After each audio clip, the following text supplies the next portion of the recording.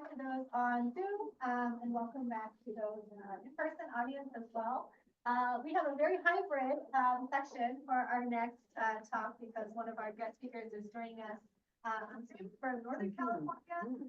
And then we also have an in-person speaker as well. So it's my absolute honor to introduce our next two guest speakers for a joint presentation.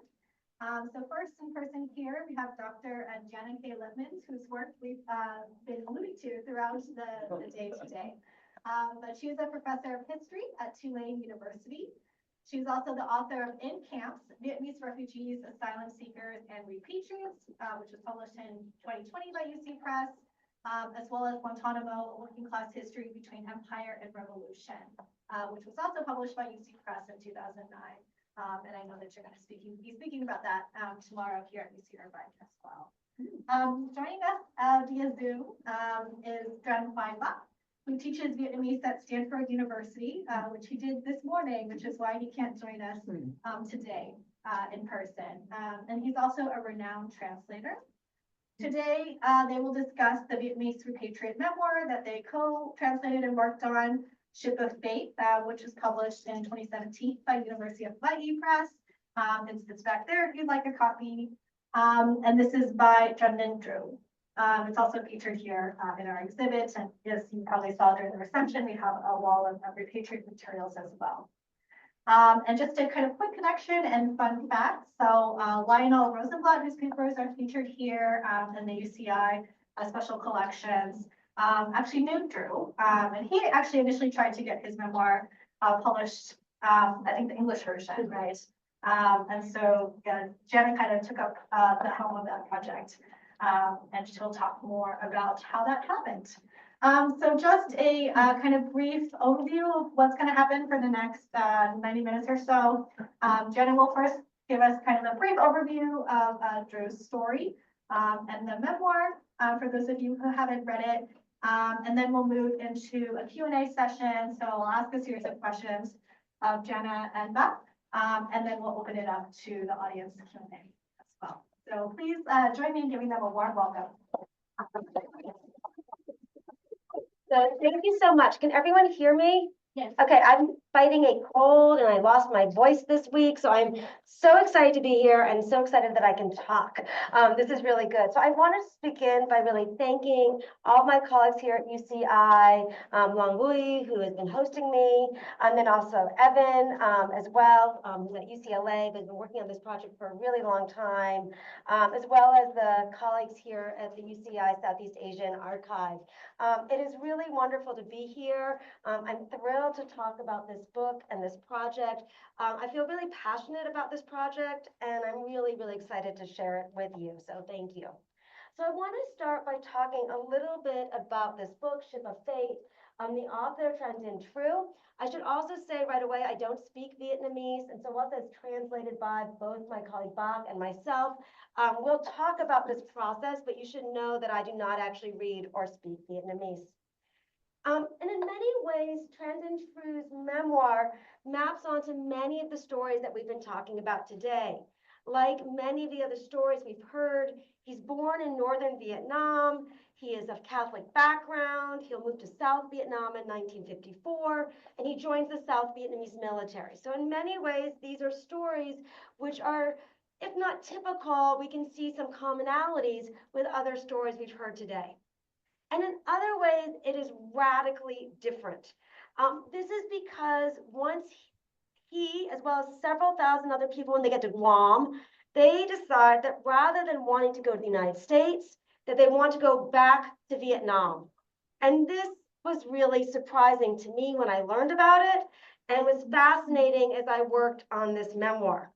And I think it really raises questions for us today about the question of contingency, about choice, about being prepared to see the unexpected.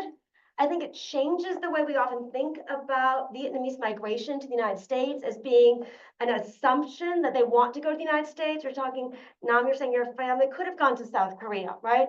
That the United States is not the only potential destination, as well as places in between. And in this place in particular, the history of Guam, and why Guam plays such an important role in this story. So I really want to think both about how a story in many ways represents large numbers of stories and in other ways it radically diverges. So I just wanted to go through, hopefully I'll only talk for about 10 minutes or so, maybe 15, so then we can do the Q&A, but it's important for everyone to know his story to understand the process of the translation. So I'm terrible at PowerPoints. Why is the clicker not working for me? Let me try to point to them. Maybe it can. View. Apologies, technical difficulties. Okay. Here we go. Okay. Hopefully this will work. So this is just to begin. Tru's home town was near Kim Son in Ninh Bình province in northern Vietnam. He's born in 1935, and again, he's from a Catholic family in northern Vietnam. And yet in his memoir, it's important to notice that he witnesses the first French Indochina War, and he really talks about his respect for the Viet Minh, about how he saw the Viet Minh as fighting against the French. He sees himself as opposed to the French colonizers, and that this is really his first impressions. He actually has very positive memories about the Viet Minh and his community. But in 1954, like many in northern Vietnam, he decides to move south. This is largely because of his Catholic identity, and he will move to southern Vietnam, and particularly to Saigon in 1954. And if we can go here. When he gets to Saigon, he's a young man. He talks about his experiences in Saigon, but importantly for this story, he joins the South Vietnamese Navy. He enlists in the Navy, and this is important because he has this very strong connection both with boats and ships and with the sea. And one thing that really comes through in the memoir is his connection to the ocean. So I was thinking of Ariel and some ways of your poems. His connection is very different. It's as a military personnel.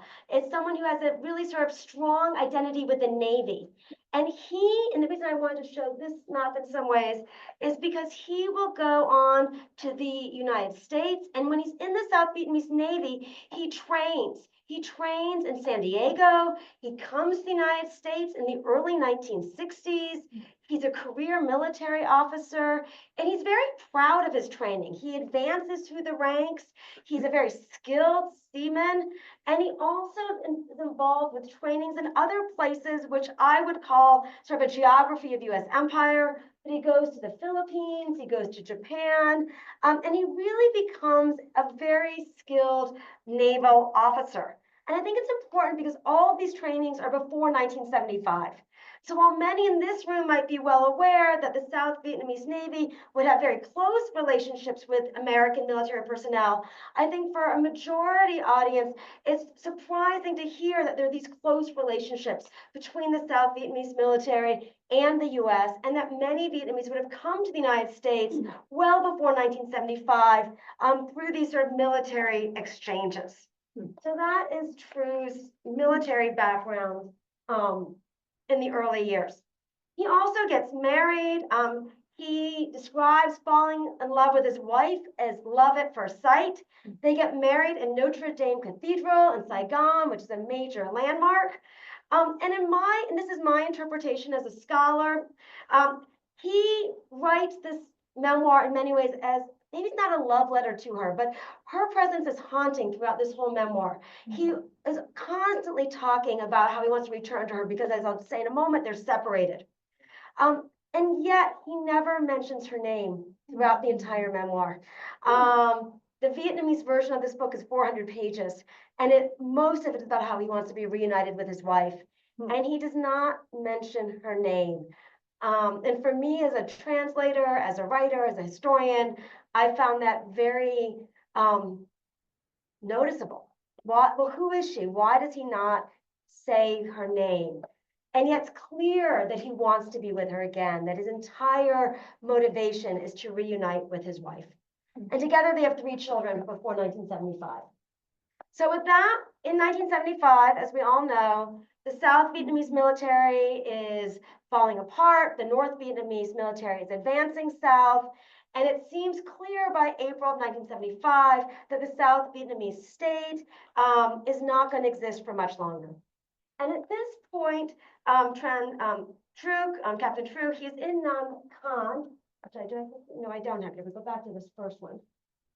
There. He's in southern Vietnam, the very, very tip. And he is going there, and in April 24th, he's called back to Saigon.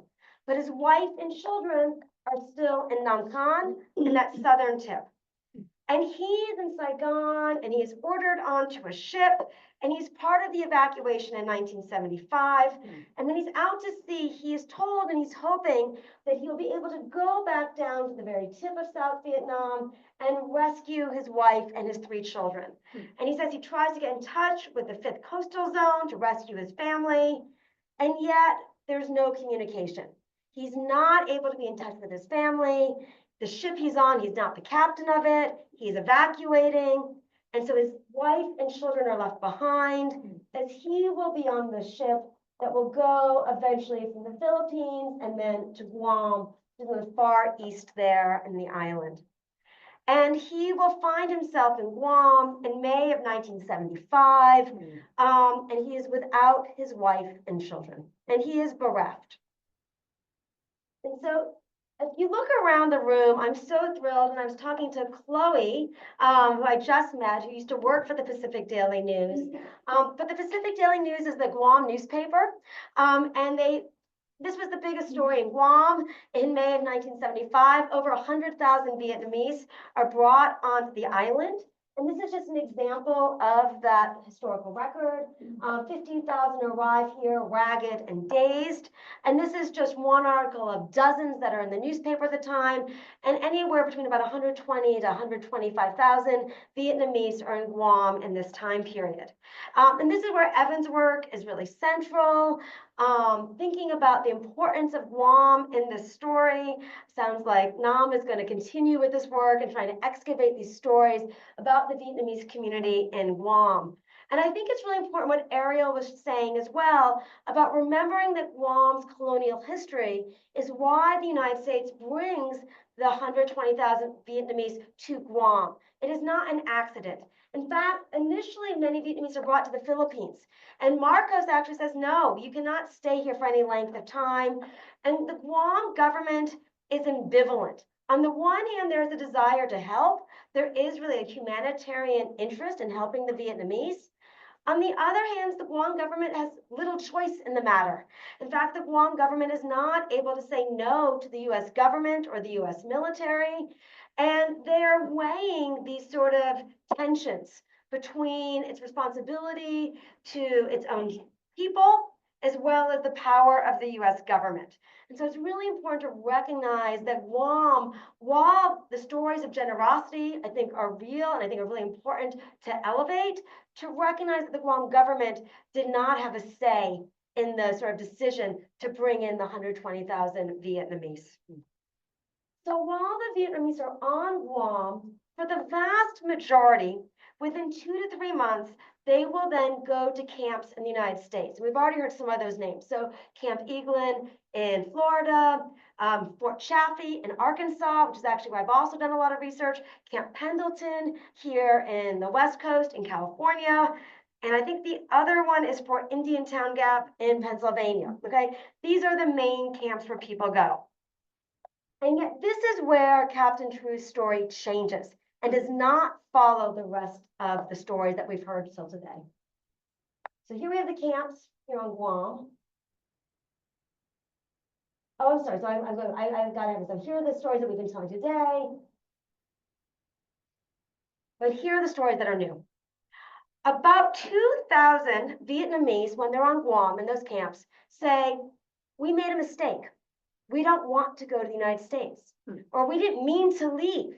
We don't mean to go to the United States. We are not refugees. We never chose to leave. I'll explain that in one moment. And so these individuals did not want to go to the United States. Rather, they wanted to go back to Vietnam. And there were several reasons for this. Some of them were elderly. They said, we are too old to start again. We do not want to start all over again. We want to go back. We made a mistake. This is a small number. The vast majority of the people who wanted to go back were young men. And this is a good image where you can see the young men who are protesting, which I'll talk about in a moment as well. Why young men? This is because if you were in the South Vietnamese Navy in April of 1975, and your ship was on patrol or was somewhere in the Pacific, your ship simply did not go back to Saigon. And this means if you were in the Navy and you were 18, 19 years old, the decision was made for you. You were brought to Guam and you were told you're now a refugee and you can go to the United States if you want. And for many of these young men, it was not a choice. It was a decision that was made at a much higher level because the war had ended and neither the US military or the South Vietnamese military wanted the North Vietnamese to get the military hardware. And so these ships stayed away, which meant that a large number of these men who wanted to go back were really 18, 19, 20 years old and wanted to go back to their families. So this was the largest group. And then there are some individuals like True who had been separated from their families, who they had been able to escape, but for whatever reason, they had left a loved one behind, a spouse, a child, someone they wanted to be with, and they too want to return to be with their families. And I would say that those are the three main categories of individuals. Obviously, there might be others, but those are the three main ones. And honestly, the United States did not know what to do. Here was a group of people who did not want to go to the United States. And the UNHCR, the UN High Commissioner for Refugees, also did not know what to do. They were not anticipating this problem. And so the UNHCR sent people to go and talk to the new North Vietnamese government. At the time, and it's a little in the weeds, it was still technically two countries. You had the Provisional Revolutionary Government and the North Vietnamese government. They'll reunite fairly soon. But this new government does not want the returnees. They don't trust them. They say they are your problem now. They don't want them to come back. But the young people, as well as the older people, want to go back. And the UN does not want to send a group of people back to Vietnam who they fear might be imprisoned, because there's a really good possibility, which is what will happen. But the US doesn't want to forcibly take people to the United States, because that will also be really bad publicity and is a problem. And so the Vietnamese in these camps begin to protest. And they protest in many, many ways. Some of them write letters to the Pacific Daily News. I don't think any of them are actually in the exhibit, but if you look, and I'm happy to share them, there are lots of letters. Oh, there's one over there. Okay. There's letters to the editor, or they'll write letters to the newspaper. And these are letters in English. Again, many of these individuals spoke English because they'd worked with the US military. We want to go back to Vietnam. There are huge numbers of demonstrations all over the camps where people would demonstrate. And they would also go on hunger strikes. These are dramatic and unexpected images on bases in Guam. They engaged in hunger strikes where they would shave their heads. This is the image that for me really started this research. I was like, what is going on here? Why do these individuals want to go back? I didn't include this image partially out of respect for Trần and True, because he did not want this image in his book. But there are also marches with pictures of Ho Chi Minh, which are quite stunning and which he writes about. There are also acts of arson where people begin burning down the camps. So these are quite radical and forceful acts. I should add that True does not engage in any of these acts of protest. He is older, he's in his 40s. He really distances himself from these individuals. He thinks many of them are too radical. He doesn't see himself as part of this group, but he wants to go back, and he's steadfast in his decision to return to Vietnam. But when he makes these discussions about wanting to go back, he always does so saying that he's anti-communist, that he does this with his Catholic faith very much at the center of his thoughts. He wants to go back, and in his vision, he sees this as going back and rescuing his wife and children, and then going to the United States. And this is the way he is seeing his return to Vietnam, as one of rescuing his family. There is a lot of pressure to go to the United States, but True remains steadfast. And eventually, a solution is sort of found, which is to allow the Vietnamese to go on their own power under this ship, the Tông Tin. And this ship, it's only possible because of Captain True's seamanship, because he has the skills to captain this major shipping vessel. And so the other repatriates also need him because he has the capability of bringing the ship back to Vietnam. So a major part of the memoir, at least 2 or 3 chapters, talk about how he then trains the crew to bring the ship back to Vietnam. And it's very clear that he's proud of his skills, and he's very thorough and careful in the training and in essentially the preparations for the ship to go back to Vietnam. In the end, about 1,500 Vietnamese will go back. These are images of the ship. You should know that, this is the other point about the pictures. Many of these pictures, many of them are taken by the US military. The US military is both taking pictures of the protests. I found these images in the US military archives, and they're taking pictures of the sort of the training process as well. So here we have the ship. Here is the young men getting on the ship. You should know there was a sort of a process where before they got on the ship, they were brought into a room and sort of told, like, do you really want to go back to Vietnam? And if they said yes, they'd go on the ship. And if they said no, they'd go to the United States. Their Vietnamese government was very clear. People went back that they would be imprisoned. So these young people, they knew this. This had been told. But you can see they're excited. This is an image of a person who seems much more apprehensive. This is an image that's always really haunted me about what it meant for him to get back on that ship, not knowing what he would find if he went back to Vietnam. Then what will happen is that they will go off to sea. I have one more image of the ship going off to sea. And when they left, I only have a few of these quotes. I just want to share 1 or 2 passages. And my colleague Bob will also share a few, but these are my 2. As they left Guam, he said, an immense sadness flooded my soul with all the memories of misery and longing and waiting we had experienced in the Guam refugee camp. Farewell to the island. Farewell to all the friends and family who'd evacuated with me on April 29th. I had left with many of my wife's relatives. I was leaving everyone to return to Vietnam by myself. They, in turn, would have to struggle with a new life in America. They would face a language barrier, a new climate, and new customs and traditions. We each had our own sorrow. Why did it have to be like this? I felt pain throughout my body. Tears welled up in my eyes, and my mind was in turmoil. I didn't know what I was doing anymore. I was still sitting in a captain's chair, commanding a large ship with the fate of more than 1,500 people in my hands. Together with them, I was returning to my wife, my children, and my homeland. However, I didn't know whether I was returning to my family or stepping into the world of the dead. When I looked behind me, I could see Guam disappear below the horizon. So then there are several chapters about his time at sea, about who he met and talks to, the other people on the ship. But when they reach southern Vietnam, they in fact are imprisoned. And here his story again resembles many experiences of many South Vietnamese refugees, which is that he is sent to a re-education camp, or what's euphemistically called a re-education camp. The last third of the book is about the experiences in the re-education camps. They're about forced labor, about his meager rations, about the forced confessions that he is forced to endure. I found a few images online that demonstrate these camps.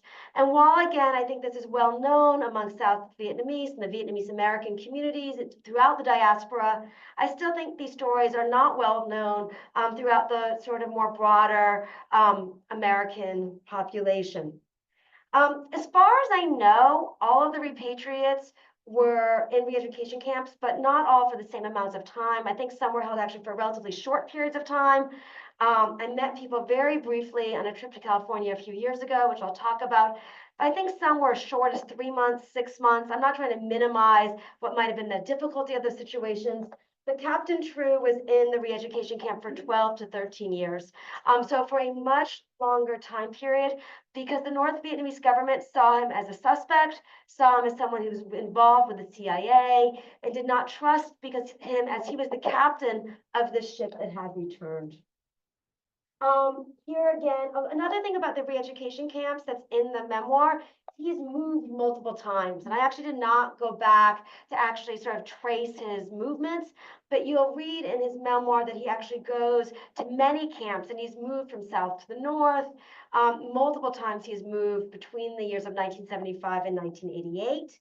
And he will finally be released in 1988. And this is a time period when the Vietnamese government at the time was releasing larger numbers of the people in the camps. And this is because the government was wanting to have better relationships with the United States. And this is one of the sort of requirements that the US gives for improving relationships with the United States.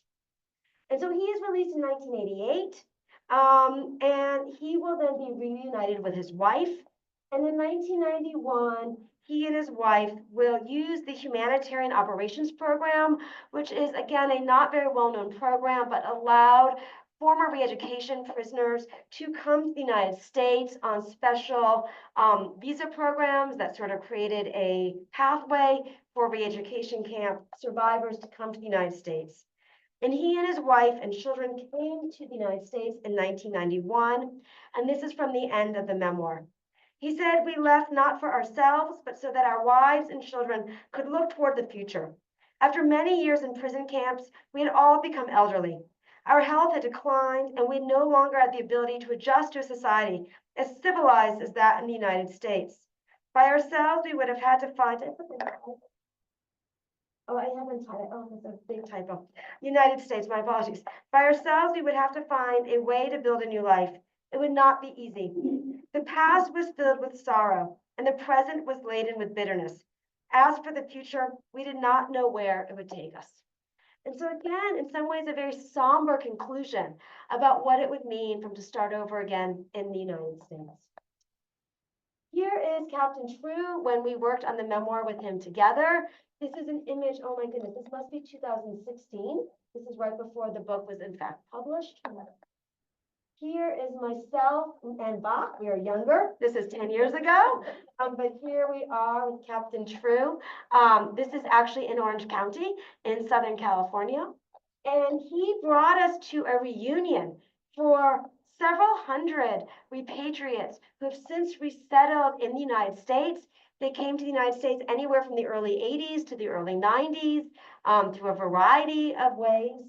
And here we are at the celebration, celebrating the 40th anniversary of the Tung Tim Vietnam ship, as people were celebrating and gathering here in Orange County. And this has been actually 2015, obviously, because of the date. So with that, this is, someone was asking if they were interested in the book in Vietnamese. If you're interested in the Vietnamese version, I do not know if it's still available. It might actually be on eBay, or you could see if it was available online, but it is at the Library of Congress. And this is the sort of,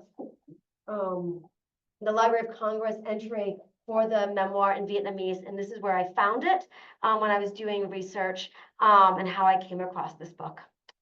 So with that, I will let Evan ask some questions, and we'll let my colleague Bach, who is absolutely integral to the story, share his thoughts as well.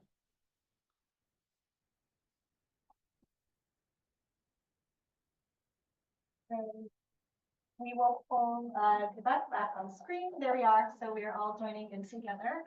Thank you so much, Jana, for sharing Captain Drew's story with us. And we definitely encourage you all to read the full memoir if you have not done so already. I should have mentioned this in the intro, but I also just want to give a shout out to Jana and Quebec, who've been very inspiring to me for many, many years. So Jana's original, at first, her work on the repatriates is published in her book, In Camps. But prior to that, there was a version that came out in the American Quarterly that I read when I was in graduate school at UC Berkeley, which very much, inspired my dissertation project, which then led to the book, Archipelago of Resettlement. And Tay-Beth and I also met when I was in graduate school over a decade ago at UC Berkeley. He was my Vietnamese language teacher.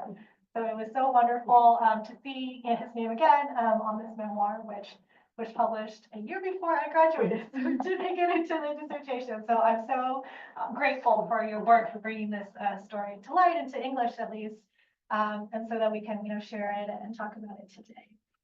So the first question is for Jana, just to set us off. Tell us a bit more about how you found the memoir and why you decided to translate it. Sure. So I'm a historian, and I was originally doing research on Fort Chaffee. And this is actually more of a tangent. My first book was on Cuba. I had gone to Vietnam as an undergraduate. I did my study abroad in Vietnam, which is, again, a personal anecdote, but is how in many ways I come to be here today. And I was always interested in maybe bringing these two stories together, the stories of Vietnamese refugees and Cuban refugees. And the refugee camp on Fort Chaffee had been used both for Vietnamese refugees in 1975, but then it's used for Cuban refugees in 1980 during the Mariel boat lift. And I was pregnant, so I could not travel far. So I decided I was going to do this research on Fort Chaffee. And I went to Fort Chaffee and I started this research, and I came across that image I showed of you of the men having their head shaved. And it was in one of those after action reports. Nam had a lot of those images of the after action reports, and you'll see these images of the people having their head shaved and of these protests. And I was like, what's going on here? Like, who are these people protesting? I was like, I'm never going to find anything else. And that was completely false. The military keeps tons of records. They document everything. And there were so many records. And so I went to start doing research. I found there are lots and lots of records. And then I was like, well, I'll never find a Vietnamese perspective. I'm only going to have the military's perspective. And then I went to the Library of Congress, and I found this memoir by the Vietnamese captain of the ship. And I was just floored. I couldn't believe my good luck and that it was there. But I don't read Vietnamese. And so I called CHamoru, and which I knew was the premier language instruction for Vietnamese in the United States and for Southeast Asian language study, and in Wisconsin. And so I wrote, and I said, did they know someone who might be interested, essentially in a short-term project, reading it and summarizing it for me. And so with that, I got in touch with Tay-Beth, and those images just compelled me. I wanted to know more about the story, and I just was so amazed that here was this memoir that Captain True wrote it, published it, and he thought it was important, and he sent it to the Library of Congress, and the Library of Congress also decided to catalog it and keep it. And so that really, for me, started the project. Thank you. So this kind of moves into our next question, which maybe I'll move it over to Tay-Beth now. So how did you end up collaborating with each other? Jana answered a little bit. I don't know, Tay-Beth, do you want to share your perspective of, how did you feel when you got this request? And why did you decide to say yes? And then maybe we can move into the process of translating the memoir together. I know it took many, many years and many, many phone calls. So if you could share with us that behind the scenes as well.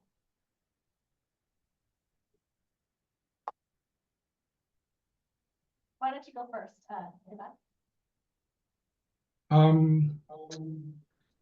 At the time, I was teaching at CHamoru, and one day, Mary Jo, who was the program assistant at the time, I think she got an email from Jana or maybe a phone call, and she immediately got in touch with me, asking me whether I was available and whether I was interested in working with Jana on something.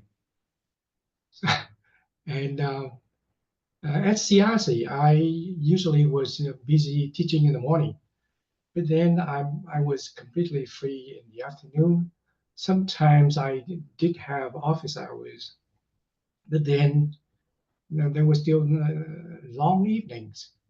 So I decided to just call Jana and to learn more about the project.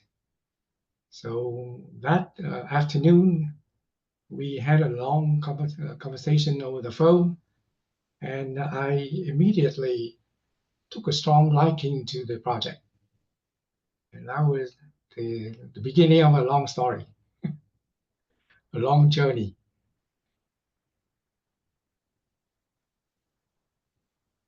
Anything else, Evan, that you want to know? Well, maybe we'll have Jana start us off about the process Okay. of collaborating, and then you can chime in. Okay, so the process of, originally Bach just read the memoir for me and wrote summaries so that I would know what it said. And then I was like, I think this should really be translated into English and it should be more available. This is a story more people should know about.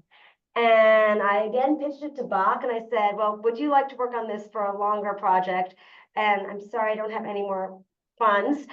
This is going to be because we want to do this project. And Bach again was game and said, sure. And I don't think we realized how time intensive it would be. So again, I don't know Vietnamese.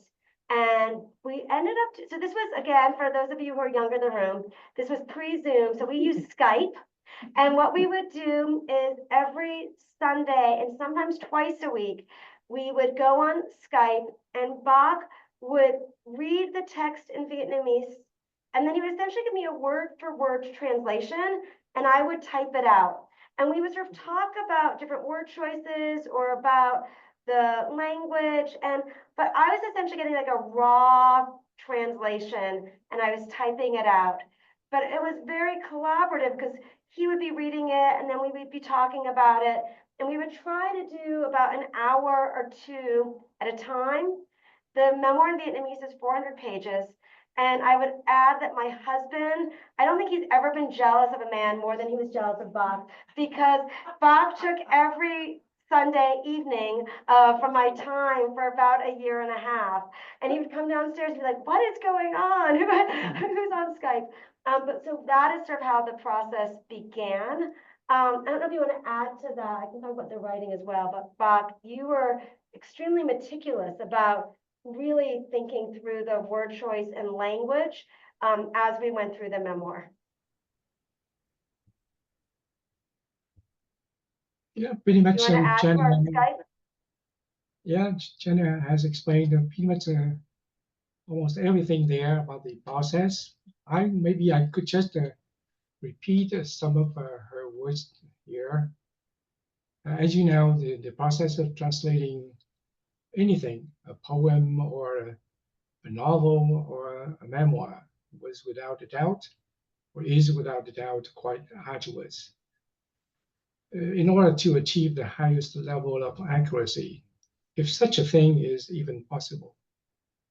Jana and I began with nearly a little word-for-word translation, tackling one sentence or paragraph at a time.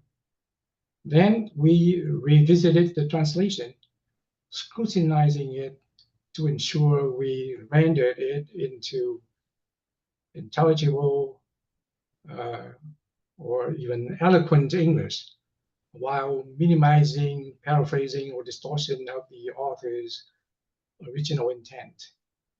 At times, I remember we agonized over a single word or phrase for so long that it became completely exhausting. And so it continued, page after page, month after month, for a year and a half or so. I remember it was longer than a year and a half, maybe 2 years or even 3 years, if I remember correctly.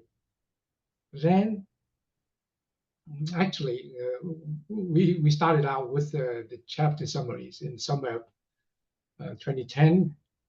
And then afterward, we started using Skype for our translation sessions around 2011 or 2012. What would happen is that we would do that sort of painstaking work, and then I would go and I would essentially edit it, right? For lack of a better word, I would make it shorter. Captain True was quite repetitive, and so we needed it to be tighter to work as a commercial text.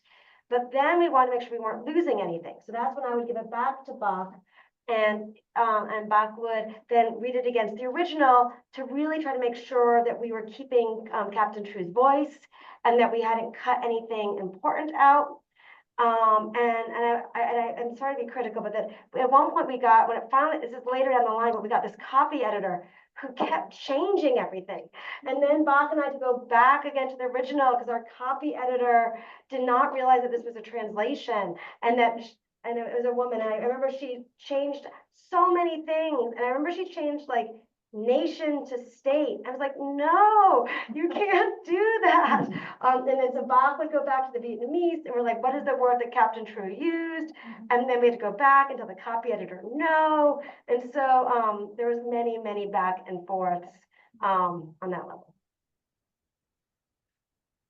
I mean, you worked on it for so many hours and so many long days and nights. So what kept you going? You know, what about the memoir was so compelling for each of you? You want to take it first, Bach? Sure. I found the memoir so compelling because right after the collapse of South Vietnam, at that time I was 20 years old, and I was stuck in Vietnam, and I found out that the country became almost completely isolated from the outside world, with only occasional rumors spreading through the grapevine. That's when I and a lot of my friends and relatives started hearing about the return of the ship, but we never knew what happened to the repatriates. So later on, when I found the answer in Captain Tru's memoir while translating it with Jana, I thought it was so shocking, you know, and it would be great for us to translate such an important memoir into English for the English-speaking world. And the answer was imprisonment for all the repatriates. That was so shocking. Thank you. I mean, I just thought it was, I mean, for me, I guess this initial feeling was the protests. And I was sort of just the photographs and the images. And it was such an unexpected story because it doesn't map on to the stories that's told about Vietnamese American resettlement in the United States. The idea that people would protest to go back to Vietnam.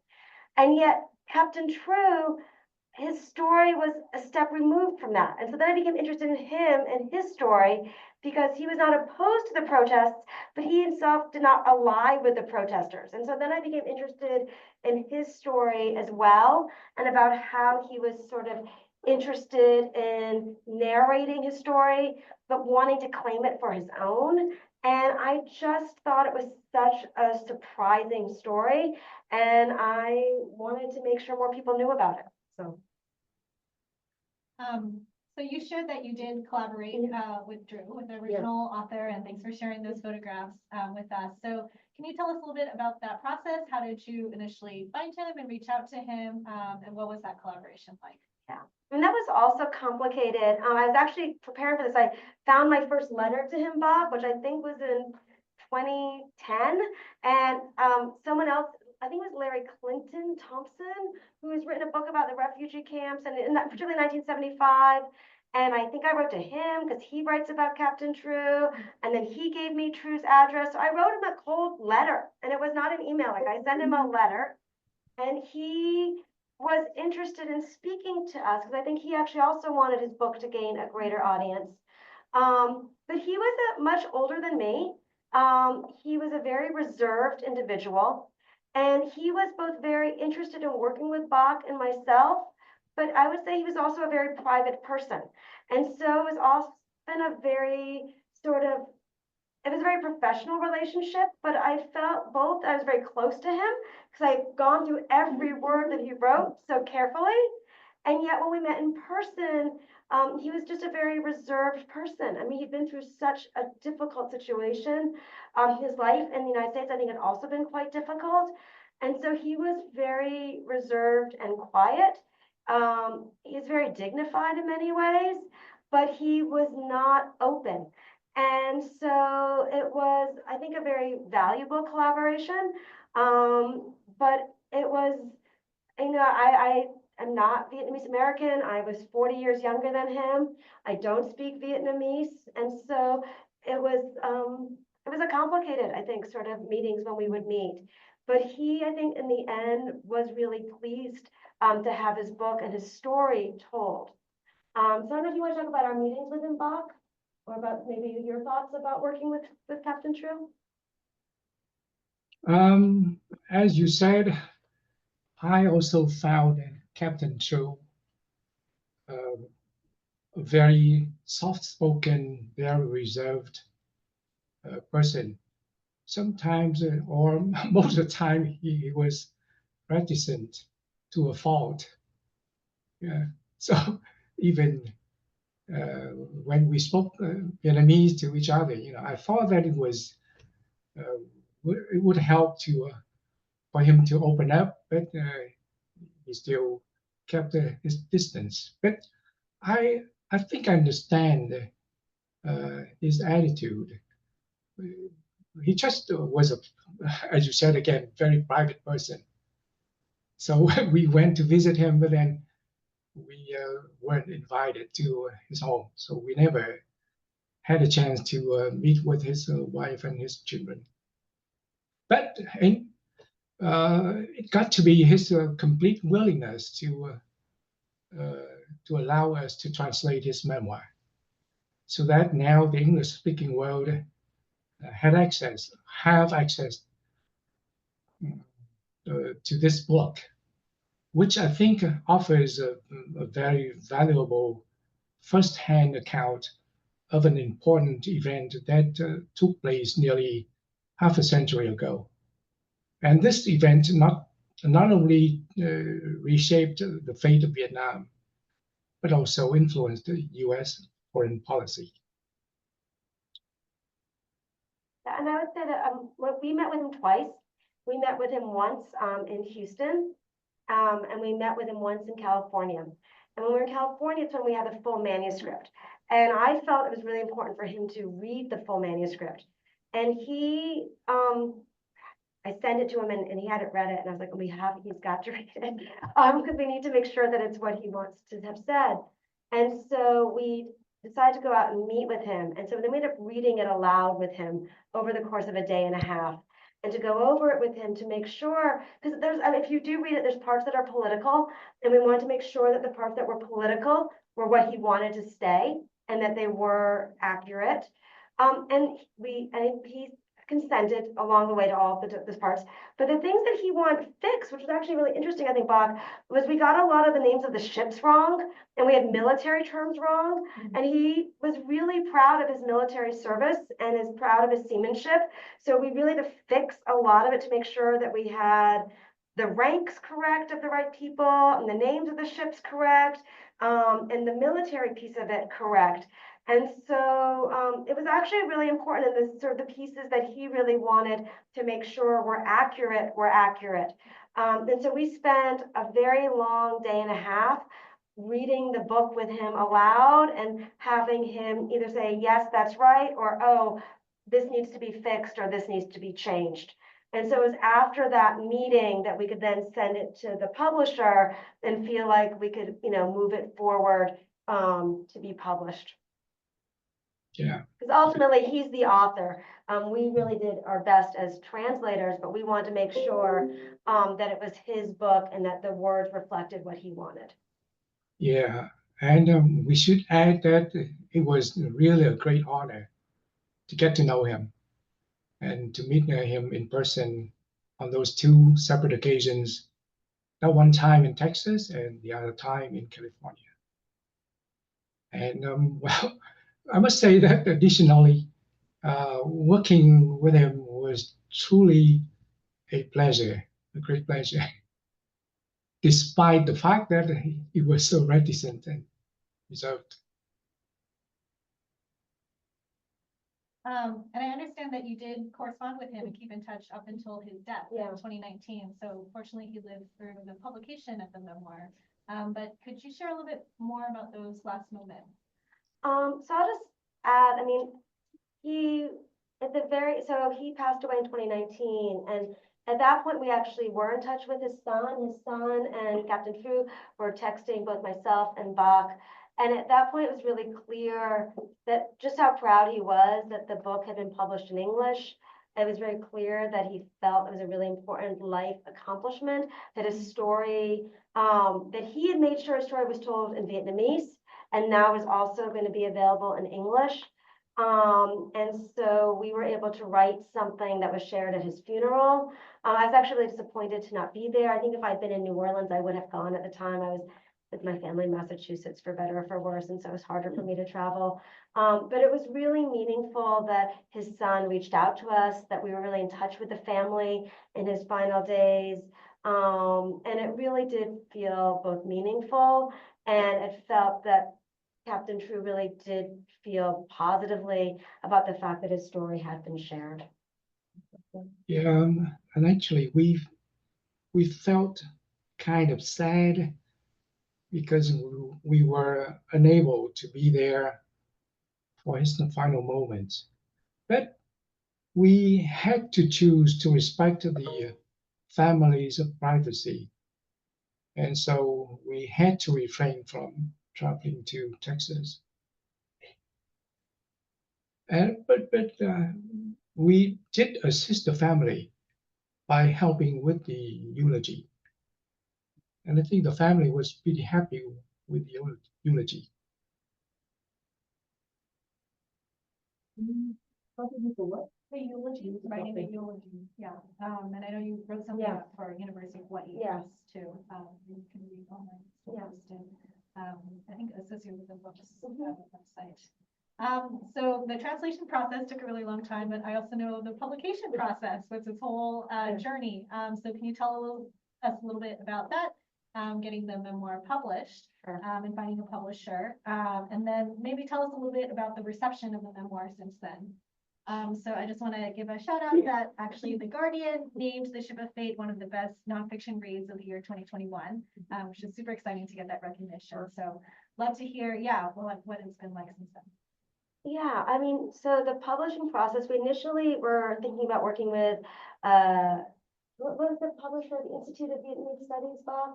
Or was we were originally going to work with a Vietnamese American publisher, and for a variety of reasons that did not come together.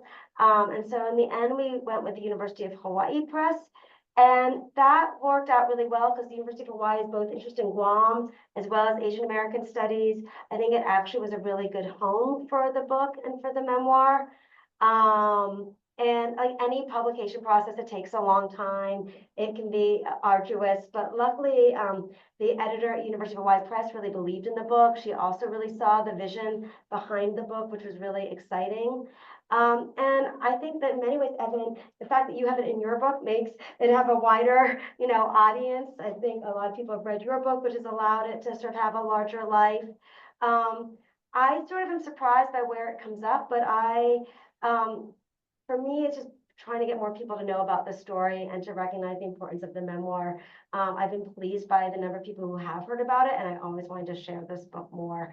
For me, this was a project that I did after I tenure, and I was like, I can do what I want, and for better or for worse, this was a project I decided was really important, and it wasn't really going to help me so much personally, career-wise, but I really felt was something that I could contribute, and I think that hopefully it's done that.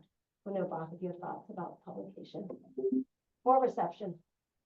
In my opinion, it could be subjective that the reception of the memoir has been warm, though it still has a relatively small readership. I suppose memoirs by relatively obscure authors aren't as compelling as novels. However, throughout the process of translating the memoir, I couldn't help but think of some great novels, such as George Orwell's 1984, Arthur Koestler's Darkness at Noon, and Boris Pasternak's Dr. Zhivago. Reading these novels in my late teens gave me a glimpse of the brave new world that was to come upon my country. And translating his memoir nearly 40 years later provided me with a crystal clear picture of the heart of that world.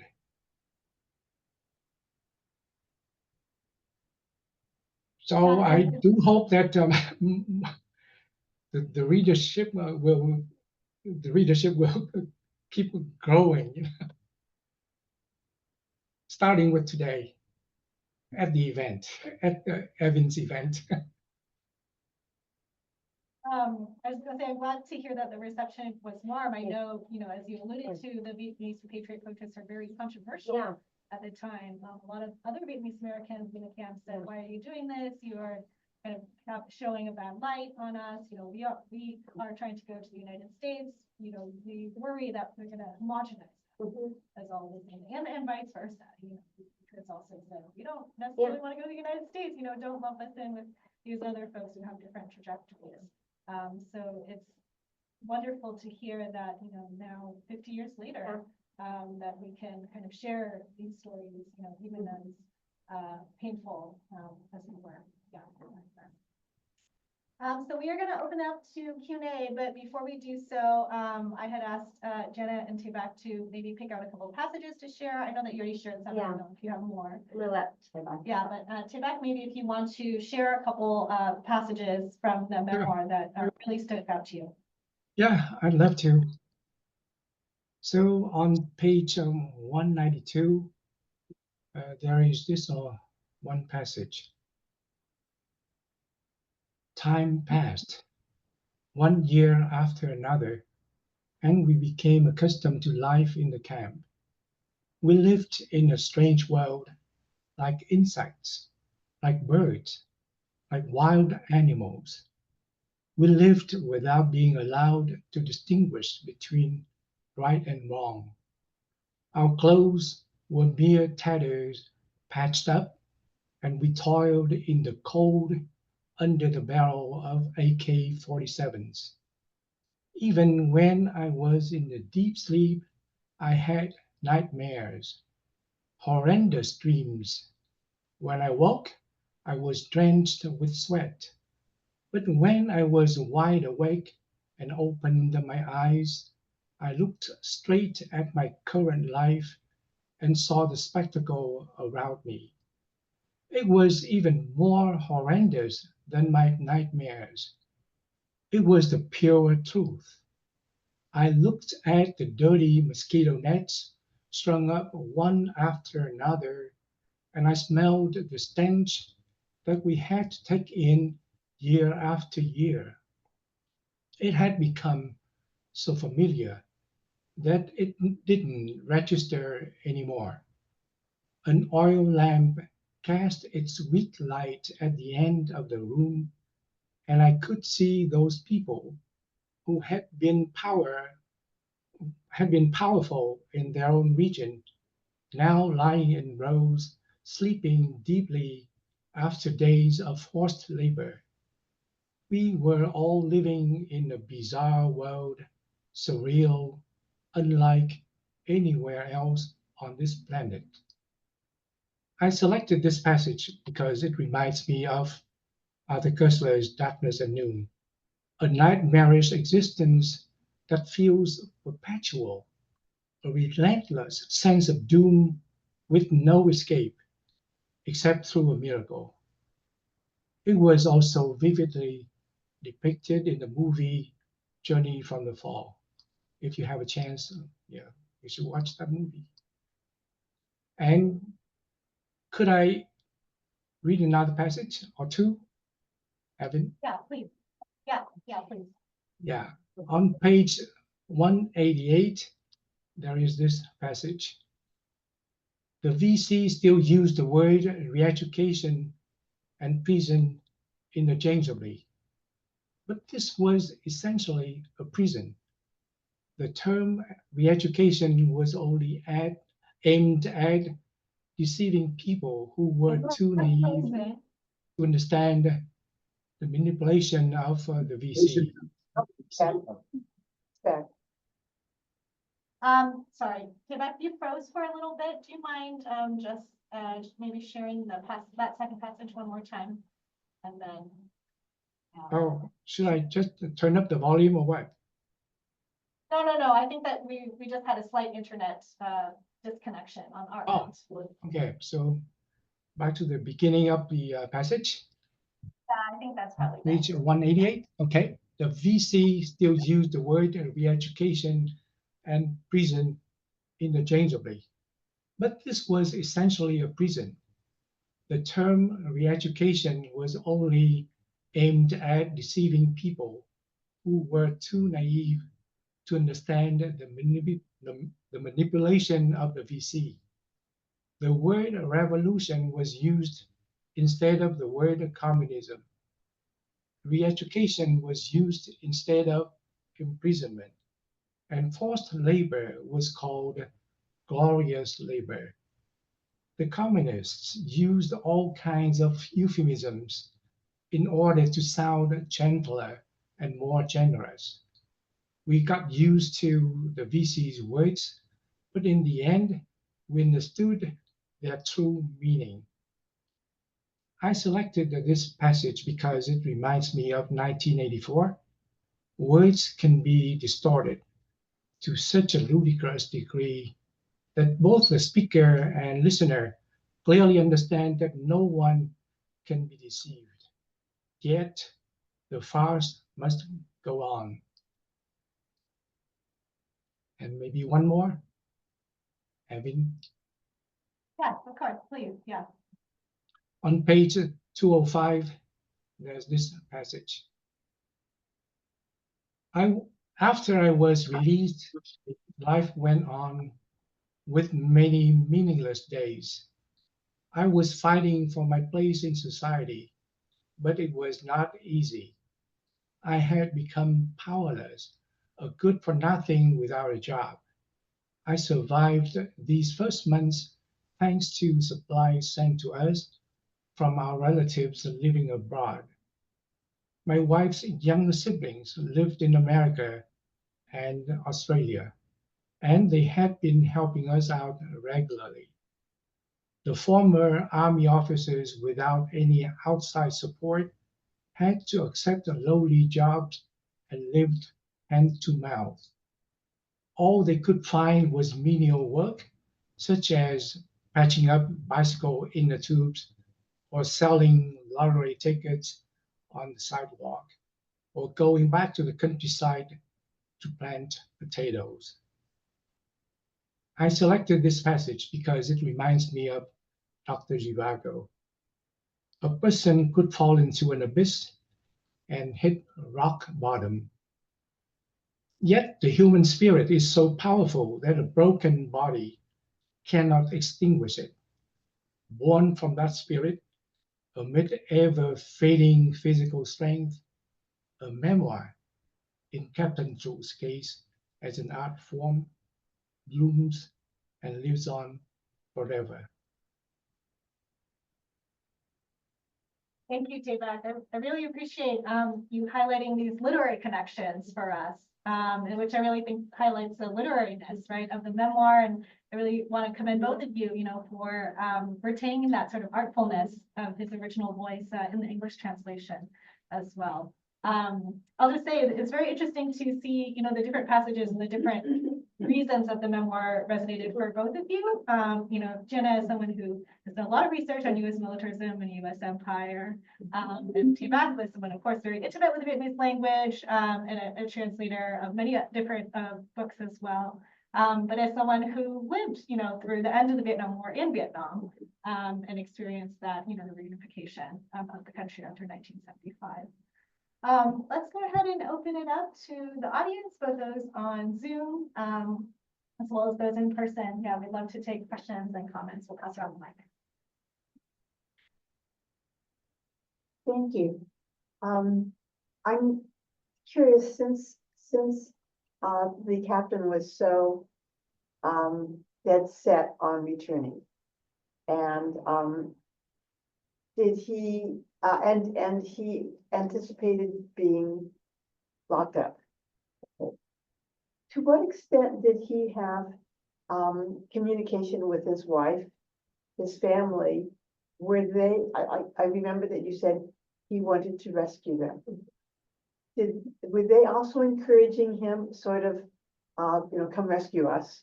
Or were they trying to recommend that he go to America and then somehow try to send for them, because so many immigrants and refugees to the United States have been able to reunite with their families in that way? So was that ever, did that ever come up? So I would say a few things about that. One, when he was in Guam, he has no contact with his family, right? They're not able to contact him at all. Oh. They're not able to get in touch with him. And so he really sees it as going back. A couple of things. One is, I think the 1954 experience was really formative, because when he left in 1954, he was never able to see any of those family members again. And so when he left in 75, and I think he really felt if he went to the US, he thought he would never see his wife and children again. And that's because that is what had happened to him in 1954. The other thing that I would add is that when he was in the re-education camps, his wife is allowed to go visit him, and she visits him occasionally, and it's a very fraught, like their reunion, actually in the memoir, it's not a romantic reunion. Like, it's a very difficult reunion. He's imprisoned. She's there bringing him food to make sure that he can survive. I think that only once, Buck, I think he says once that he wishes that he'd gone to the US, but I think it's like one comment, like in, the whole 400 pages. He doesn't want to say that outright. I think he's in some ways reluctant to say that, but this is why I think the memoir is so important, because now, 50 years later, we know that if he'd gone to the United States, that it's likely he would have been able to sponsor his family. It's likely his family would have been able to come to the United States. But he didn't know that in 1975. And so I think that's one of the reasons why the memoir is so valuable. He doesn't know in 75 that any of those things would be possible. And so he's making this decision thinking that he can either go back and save his wife, or he'll never see her again. And I think he knew he'd be imprisoned. I don't think he thought he'd been in prison for 13 years. I don't know if you have thoughts about that, Bob. That would be mine. No. You're right. I think you mentioned very briefly once. Yeah, very briefly once in the whole book that he had wished that he had traveled to the US first, and from there to send money back home to support the family while waiting for them to be able to come to the US. Yeah, but only once in one paragraph or so.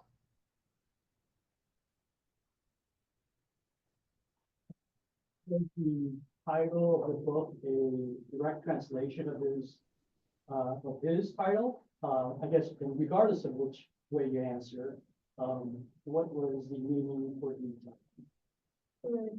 So it's not a direct translation. I don't know if Bach, if you want to go back, we can see what it actually was in Vietnamese.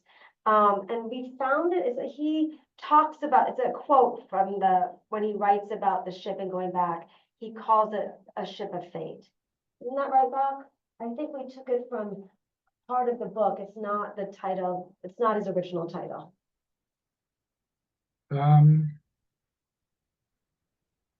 Yeah, the original title is Vietnam Thương Tín, which is the name of the ship, and Con Tàu Định Mệnh, which is the ship of fate. So Vietnam Thương Tín, the ship of fate. The original one. So it is the original one. Okay, so then I'm wrong. Did you know why you wanted to name it that way at all?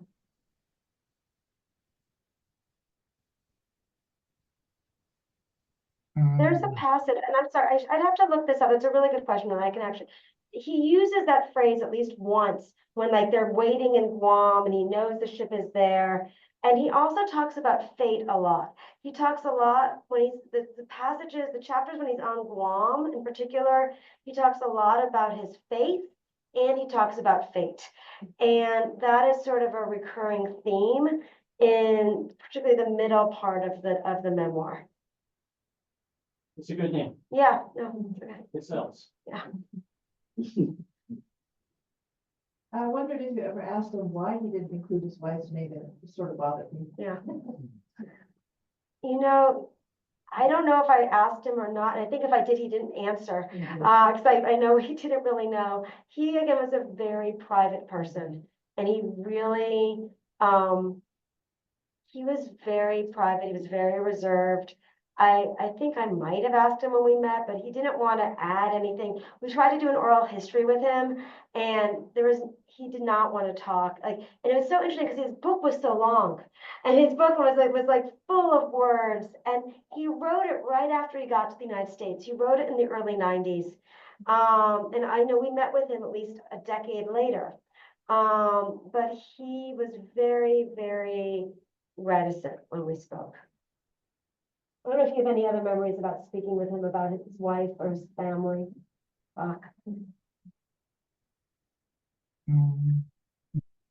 His wife came to America with him. Yeah, his wife came to America with him and their children. He lived in Texas. You know, they had sort of low-wage jobs in the Dallas area, and then eventually moved to Houston. I'll say too that, Yeah. you know, Vietnamese language is very relational. so Yeah. Maybe people don't really call themselves Yeah. by name, so it Mhm. might have just been Yeah. like a linguistic cultural Yeah. thing too, that everybody talks in relational pronouns. So there's no need to refer to her Yeah. by name when he's writing it perhaps to her. Yeah. And kind of assume that she would know. Yeah, who she it's is, possible. and we're just kind of looking in. Yeah. His story. Let's go to Nam and then Kathy. And then So thank you very much for sharing the experience of putting that together and working with Captain True. I was curious, well, I have two questions. One, you mentioned how he wrote this in the 90s, and I'm curious, when you worked with him later, and now there's a chance with the translations maybe add more nuance or more of what he was thinking. Did he share any of those sorts of ambitions now that he'd been living in the United States, some retrospective going back and reliving those experiences? Did that come through at all, or did he want just a straight translation? I'll let you answer that one, Bob, because you spoke to him much more than I did.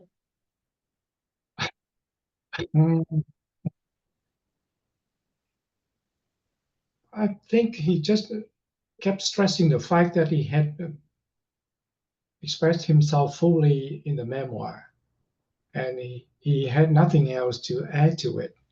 So he didn't really talk about his life in the US, apart from what he had already said in the memoir. He didn't talk about his dreams or not about his family.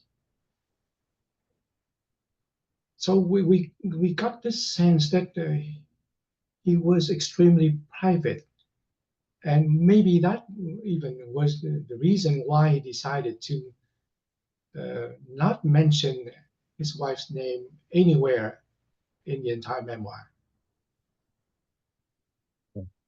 Yeah, so Thank his you. children and his wife and his children became nameless in the memoir intentionally to protect their privacy, I think. So, I understand. Mm. My second question is, do we know where the ship is? No. Okay. Do you, Bob?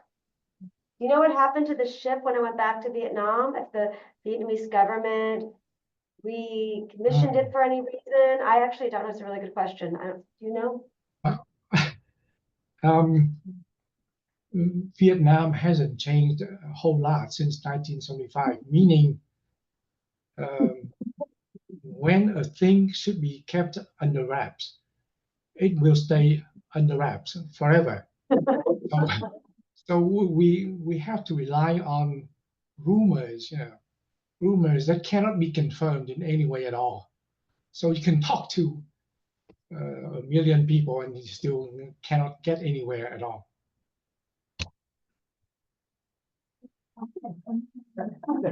I know, it just having it. I'm not sure if you have an answer to this. I just wonder, because like you said, he doesn't talk much about his new life. He must have had a lot of internal conflict, just like you said, that maybe he should have gone to US. He said that. The reason I brought that up, and I don't know why, my dad at the time, he was a camp manager there, and he did help, he said a couple hundred people to change their mind. And he even told me that, I even tell them, I almost like, I guarantee that you can help better when you get to US, but they wouldn't. So I think he said they would isolate the people that really want to protest in a certain area and just let it run its course. So I wonder if, the captain felt the same way later after he gone through the camp, and then the relationship with the wife, must have started getting money from relatives, like, why couldn't you just go to, it's like you said, it's a different time for everybody, it's chaos. But through your interaction with him, and especially when he's more reserved and things like that, whether it was part of his life, 14 years in isolation. Yeah, I mean, I think all those are speculations. I mean, so just for everyone else though, you should know that the people who are protesting are put in separate camps. They're isolated. In addition, there is an attempt to sort of talk to people and get them to decide to go to the United States. So that's all useful sort of context and information. But for him personally, I imagine he was conflicted, but he doesn't come out and say that. And what he says over and over again is that he is an anti-communist, that he is opposed to the communist government, that he has this deep Catholic faith, and he wants to reunite with his wife. Mm-hmm. And this is the story that's sort of repeated throughout the memoir. And to what extent that was conflicted, I don't know. Like, was he saying that over and over again, partially for himself, partially so that people in the community did not sort of look down on the decisions that he was making? I honestly don't know. I mean, I have thoughts, but he is not overly, he doesn't, in the memoir and in our conversations, he was not sort of reflective on where he had been at the time. And I think Bach and I both really just tried to respect that because we wanted to really honor the memoir as it had been written.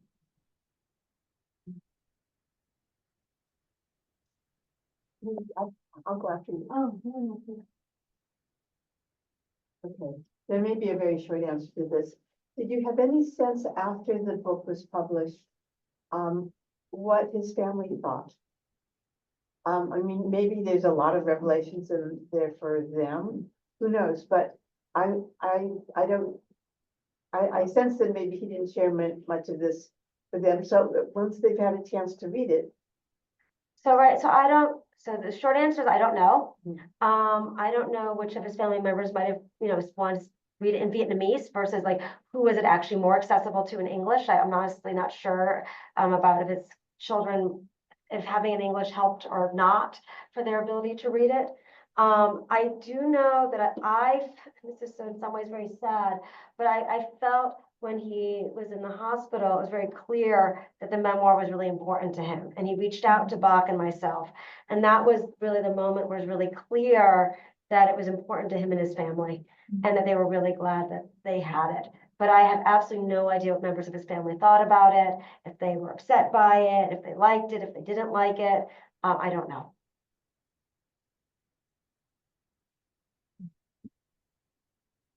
Thank you so much for the labor-intensive work.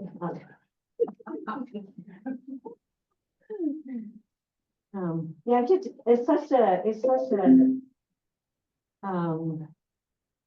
it's such a powerful story, but also there were so many. I can imagine like conflicted emotions, and so I'm wondering if you have any sense if who was he writing the memoir for? And also just the reception that they received when they came to the U.S. from the Vietnamese community. Just because, as you said, at the time, they were not, welcome into the family because they were he was taking a different route. Yeah, so I just wanted to know if the Vietnamese community ever, if they engaged with the Vietnamese language text at all, and how did he get into the Library of Congress? So Bob, do you want to speak at all about the Vietnamese reception of the memoir in the early 90s? Yeah, here in the US. Very good question. I think I'll have to do some research here because just off the top of my head, maybe it did have a warm reception, but again, even back then, in the regional Vietnamese, it was also a very small readership because, again, my own speculation. Those who came over here around his same age, they share pretty much the same story. So they aren't very curious about what is written in the memoir because their own life is they can go through exactly the same experience in their lives. And for some other people, they are too busy finding work, staying employed, or pursuing their dream here in the US, particularly older Vietnamese. They keep saying one thing, that they are here in the US so that their kids will have a bright future. So mostly it's their sacrifice. It's their sacrifice so that their kids will have a bright future in the US. I mean, I'm just speculating. I don't know. I felt he wrote it to sort of explain his story, potentially to a larger audience that would be skeptical. Why are you going back to Vietnam? And would be skeptical of his politics or of his motives. But that's an analytical point. I don't have any reason for knowing that. And I don't know how it got in the Library of Congress, other than that I think he mailed it to them. I think I would say that, I mean, so this is, I keep saying that he's reserved, he was reserved. He also thought his story was really important, and he thought more people should know it. And he thought the story of going back to Vietnam was notable. I mean, at one point, I don't know what we signed, Bob, but like he sort of wanted to make sure he could retain the film rights. And because like he could imagine this as a film, and I could sort of understand why. And I remember sort of being like, well, I don't even know it's in the contract, but I do think that he did have a recognition that his story was unusual and that it was important and that he wanted to tell it himself. And that I think, I do feel confident in saying that, like he definitely had a sense that this was a story that was important and that should be told and that he wanted to tell it on his own terms. I think maybe just I'll say as a reader, that I have a similar impression as you, Jana, that he very much saw himself as a Vietnamese patriot, right? So someone who was fighting for an independent Vietnam. He also saw himself as like a military hero, or at least a military career spin. Was very proud of that. But as a reader, I feel that I hear a sense of urgency in his writing, that he's also a very misunderstood figure, right? Both by the Vietnamese communist side, who says you're a traitor, you know, your story's not valid, your vision of Vietnam is not valid, but also for other anti-communist Vietnamese Americans who might have lumped him in with other, you know, protesters, or had assumptions that, oh, the only reason you want to go back to Vietnam is because you're secretly communist in some way, or you secretly, you know, are betraying the South Vietnamese project. So why would you not? And so I think there's a sense of urgency that this was a very heroic act to captain this ship, and that took all of his many long years of military training, both in the United States and in South Vietnam. And that was something that he was proud of and that he wanted to share and people understand. Thank you. I think that's right. Any other questions? Maybe I'll ask just a quick question. You alluded to this a little bit, Jana, in your presentation, but one of the things I was struck by when I read the memoir is that when he goes to Guam in 1975, it's not his first time on the island. So I was wondering, it's a brief moment in the beginning chapter. So I was wondering if you can say a little bit more about Oh, goodness. Early encounters with Guam, and how he kind of refers Yeah. to it again when he comes back. And he goes to Guam again as a training mission and sometime in the late 60s. So it's not, in 75 is not his first time. And then, if I'm remembering, when he comes back in 75, that's the moment where he is reflective. He's like, I was here before in the late 60s, and I was a member of the South Vietnamese Navy, and I had all this status, and now I'm here as a refugee.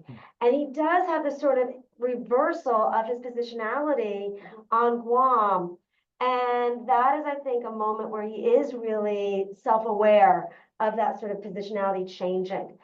He doesn't write a lot about Guam as a place. And I think, this is well, Evan, but like, he doesn't write about the CHamoru population. He doesn't sort of recognize sort of the longer indigenous history of Guam. He sees it as a place that he had done military training before. And now it's a place where he's no longer respected as a military officer. Now he's a refugee. And so that is my memory of sort of that return to Guam, that he goes the first time in one position, and he comes the second time in a different position. And it's really clear to him about how that's changed. All right, so we will go ahead and give them both another round of applause.